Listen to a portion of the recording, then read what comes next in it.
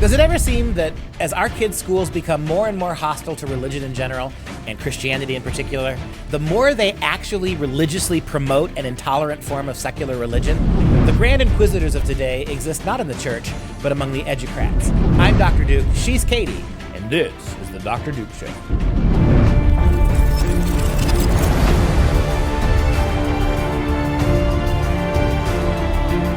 Hello, everyone, and welcome to the aforesaid Dr. Duke Show, the only program that keeps you educated on the craziness impacting K-12 classrooms and college campuses across the globe. Today, we're talking about a survey that finds nearly 70% of college students wish their campus allowed for more viewpoints. That has to include a lot of liberal kids. Sounds like a majority to me. Plus, what could be one of the biggest snowflake things ever? Michigan State has ordered student employees not to say the word but, B-U-T, because that's a trigger word.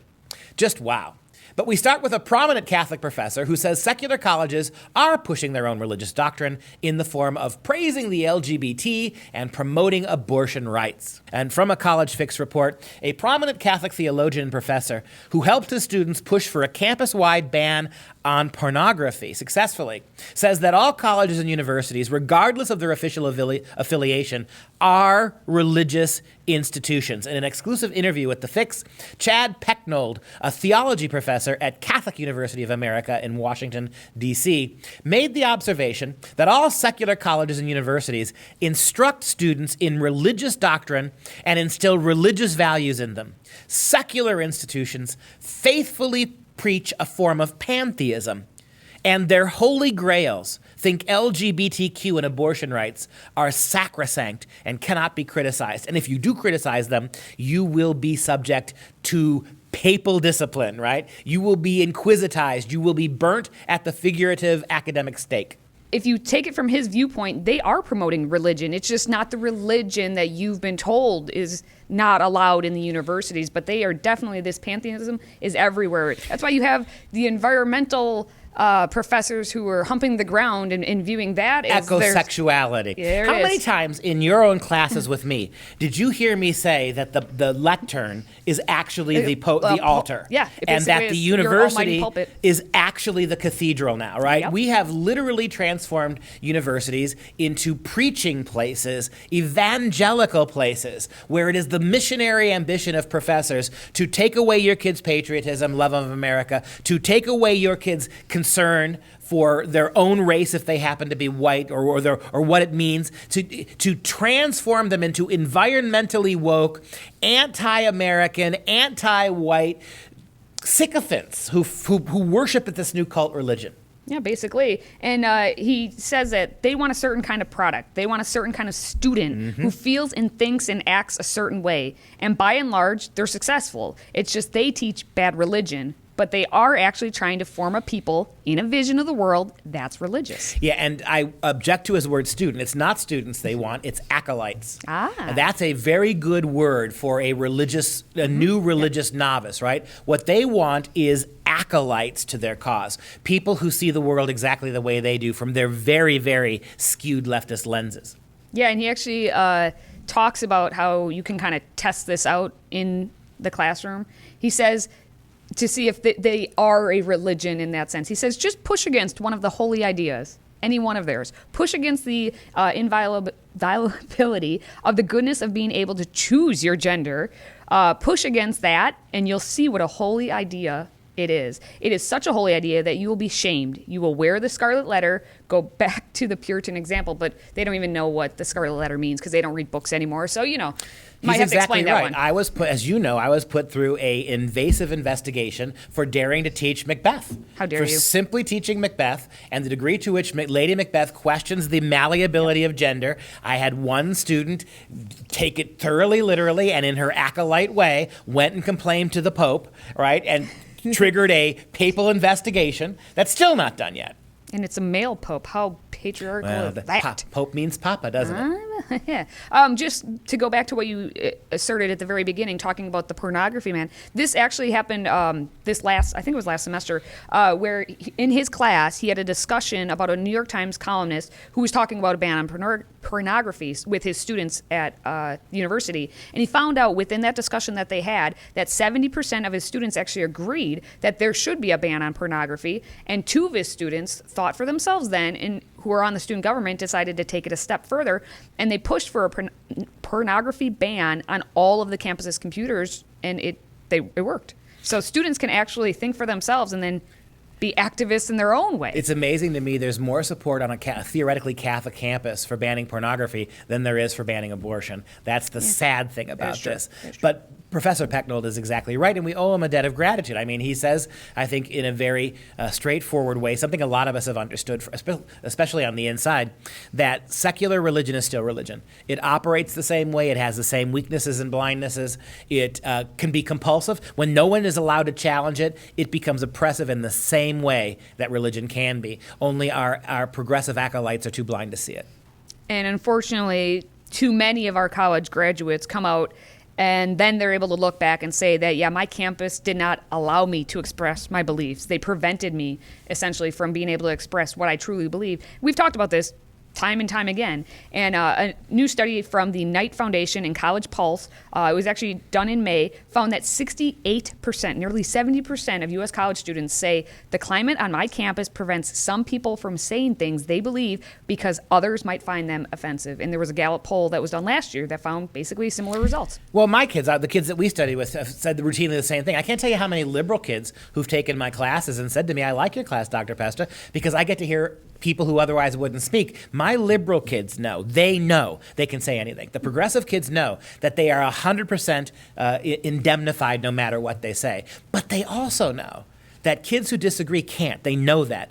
Some of them don't want them to, but many of them have said to me it's not right because I'm a liberal. I believe in my liberalism. I believe I could defend my liberalism, but the other kids aren't able to, and even if they're willing to voice their opinion, they can't aggressively defend it the way progressive kids can. Well, and if you want to take it back to the whole religious talk, it's like in any of those other classes outside of your class, these kids know how to parrot exactly what it is. They read from the gospel in the sense that they know what the professor's looking for them to say. They know the buzzwords to put in, and so they just parrot exactly what that is. And so then none of the kids get to hear any diverse opinion, even if they would want to go even more, to the liberal side, or if they want to go more conservative. They don't get to hear any. Think about how adamant liberal progressive professors are about closed off intellectual systems. The Catholic Church was bad in the Middle Ages because it wouldn't allow other voices to be heard, which is really not true, but wouldn't allow other voices to be heard. They rail against the monolith, right? These monolithic cult corporations, right, that enforce radical corporate values on people.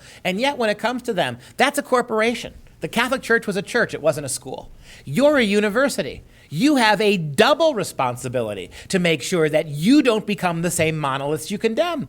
But not only do they have no problem, this is what the definition of hypocrisy is. They gleefully attack your and my monoliths, right? The patriarchal narrow vision of Christianity must be undercut and undone. Fair enough. But what about the monolithic, even worse monolithic conditions that exist in college campuses? It never dawns on our brilliant professors that physician, if I may quote one of those backwards sexist from the Bible, physician, heal thyself. Ooh, very nice. All right, within the study, too, they found that when they discussed hate speech, because those are buzzwords, nearly 6 in 10 students believe that hate speech ought to be protected under the First Amendment. Now, we don't even know what hate speech is defined as, but that's still pathetic. Only 6 out of 10? But yes, correct. However, they found, obviously, that students who belong to historically marginalized group, African-American students, gender non-conforming students, and gay and lesbian students are far more sensitive to unrestricted free speech, particularly hate speech. Of course they are. And bear in mind that hate speech on a college campus includes saying that there are 2 genders. Understand I'm triggered. That was right? hateful. Simply to say there are definitively 2 biological genders is hate speech to a huge majority of university professors. Meanwhile, if you want, we could break all the stats down. We won't. But for those who, since we're talking about religion, those who belong to Christian denominations express a much greater support for protecting hate speech than those who belong to the non-Christian traditions. And by hate speech, we mean the left's definition, right? Exactly, yes. And so it's those sinister Christians who are the most broad-minded. It's those sinister Christians who are more than willing to listen to allow professors to lecture them about why their Christianity is evil. They're more tolerant than the African-American school or the student or the LGBTQ student who might actually have to listen to why their pet theories may not be the only way to see things. But, are you triggered? I'm triggered. If you go to Michigan State, just leave now. If you are hearing this and you go to Michigan State, leave now. Shame on you, Michigan State, for having a mascot like the Spartans. Yeah. Bad. Take no BS, not melting little lilting snowflakes. Change your mascot immediately to something like the cotton balls. Oh, the daffodils. The cream puffs. Ooh. Right? Just do it. That's a Wisconsin thing. Just do it. Yeah. Well, why are we saying this? Why are you utterly confused right now? Because student employees are being told that they cannot say but. B-U-T. The conjunction. The conjunction. What's your function? Conjunction junction. Because it's triggering if you say but to someone. At the mandatory training on inclusive and culturally sensitive service to residents and guests in August, the MSU facilities manager, Sheena Balbach, laid out the no-nos and the replacement terms for service center employees. And before you go with her name, because I can see it in your eyes. I can't help but Balbach? That's her name. Balbach. Okie dokie. Okay, pesto. So, the predictable no-nos were in this. They said you can't misgender people, ask for names. You can't use gendered terms such as sir or ma'am. You can't call individuals, or you must call individuals they, regardless of grammar. But here are the other triggers. I can't say triggers. You should replace these triggers with calmers. Calmers. You should. The Michigan State Calmers. That's what we now have the new mascot of Michigan State University. Yes. I don't know what the mascot would look like, just like Mrs. Balbach. There we go. So if you say, I apologize, that's offensive. Why is I apologize offensive? I don't know, but I am truly sorry is not offensive. So say, I am truly sorry. I get the but thing. So what you're basically saying is the conjunction but has to be banned because it's argumentative. I'm expressing to you my reality, Katie. I consider myself to be a dragon lizard lord from the 17th century, and I've got scales, I've got a tail. And you say to me, well, I honor that, but... See, but is a challenge to anybody's reality. I wonder if they would feel the same way if I stopped on campus and started using the N-word, right? I have an absolute right to use this word, N-word, N-word, N-word. You think I'd get some buts then? I think I would get some You might buts get then. something else. I don't think they'd be the least bit bothered by that conjunction at that point. But even going to the level of the conjunction, right? That simple word like but, the recommendation is never use it. Instead, you're supposed to use and. And. So you're a racist and something else. I got exactly. you. Excellent. Even the standard saying like no problem, like if you're an employee and someone says, hey, can you go get that for me? And you say, yeah, no problem. That's not good enough. Nope. You should say, you are welcome. It was my pleasure. Who says my pleasure? So all of a sudden they're fans of Chick-fil-A. I love it. Right? When Chick-fil-A's response is, it's a pleasure, have a blessed day. Right? Maybe we could add, have a blessed day. Yes. Although I somehow, the implication of blessing might bother Miss Balbach. Well, that's all I can handle for today. As always, please share this episode and subscribe to the free audio podcast on iTunes, SoundCloud, and everywhere else. Visit drdukeshow.com and click on any of the platforms so you can take advantage of that free subscription. But that's it. We'll see you next time at 6 p.m. Central Standard Time for another rousing episode of The Dr. Duke Show. For Freedom Project, I'm Dr. Duke. She's Katie. Until next time, stay educated, my friends.